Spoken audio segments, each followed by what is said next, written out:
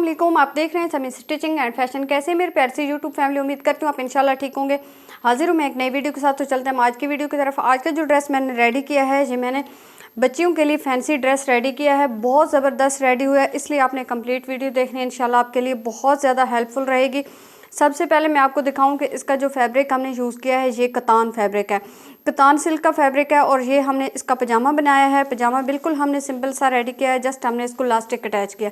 यहाँ पे बिल्कुल भी आपका टाइम वेस्ट नहीं करेंगे। नेक्स्ट चलेंगे अपने फ्रॉक की तरफ। फ्रॉक की बहुत ज़बरदस्त डिज़ाइनिंग हुई है, बिल्कुल रेडीमेड फ्रॉक की तरह ये बन के रेडी हुआ है। तो इसलिए आप ये ज़रूर देखें और इसको ज़रूर बनाने की कोशिश भी करें।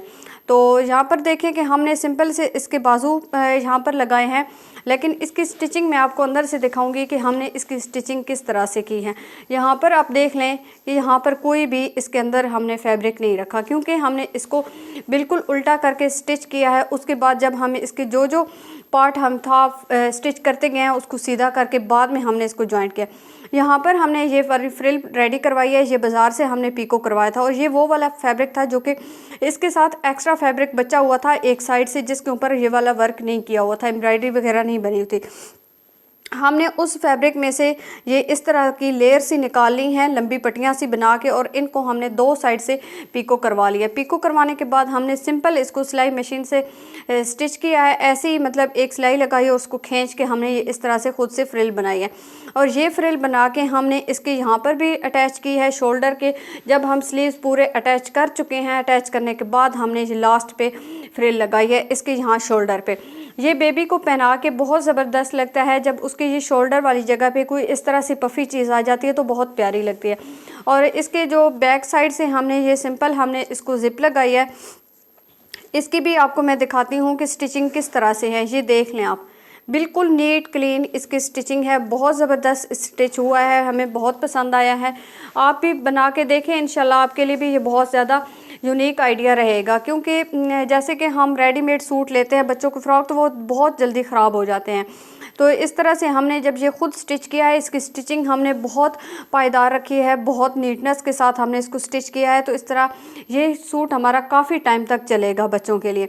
यहाँ पर भी हमने वही वाली फ्रिल बनाई है जो कि हमने स्लीव्स पे लगाई है। तो इस तरह से ये फ्रिल बना के हमने पहले इसको बनाया है, बना के उसके बाद हमने इसको मशीन के साथ यहाँ पे स्टिच किया है। इसके अंदर से भी हमने ये वाला फैब्रिक लगाया, फ्रॉक का भी लगाया है, इसकी पूरी योक पे भी लगाया, और इसके स्लीव्स पे भी हमने यहाँ पे थोड़ा सा लगा दिया है। इस तरह से ये इसकी इनर भी बन गई है। और ये एक ही टोटल पीस था हमारे पास। ये टोटल हमारे पास शलवार का एक पीस था और ये एक कमीज़ का पीस था। मतलब ये है कि जस्ट अगर हम बनाते तो ये बड़ी एक हमारे पास सिर्फ शर्ट तैयार होनी थी, लेकिन उस एक ही शर्ट के फैब्रिक में हमने ये पूरा अपने बेबी का सूट बना लिया है। यहाँ पर ये पूरा फ्रॉक भी हमारे पास रेडी हो गया है और इसके साथ हमारा पजामा भी रेडी हो गया है। तो इस तरह आप देख सकते हैं कि यहाँ पर ये कितना प्यारा डिज़ाइन बन के रेडी हुआ है। यहाँ पर हमारे पास लास्ट में फ्रिल बच गई थी, जिसको हमने सुई में धागा डाला और उसको हमने गोल इस तरह राउंड में ना उसकी हम बनाते गए हैं, फ्रिल को इकट्ठा करते गए हैं। तो इस तरह से ये हमारे पास एक फ्लावर बन के रेडी हो गया। इस फ्लावर को हमने बिल्कुल सेंटर में पेस्ट कर दिया है। सुई के साथ हमने इसको पक्का करके लगाया ताकि ये हमारा बाद में खुले नहीं। तो उम्मीद है आज की वीडियो आपको पसंद आई होगी। अगर मेरी वीडियो पसंद आए तो प्लीज़ मेरे चैनल को सब्सक्राइब करें, लाइक करें और बेल आइकन को दबाना बिल्कुल मत भूलिए। Thank you so much. अपना बहुत सारा ख्याल रखिएगा, मुझे अपनी दुआ में याद रखिएगा। अल्लाह हाफिज़।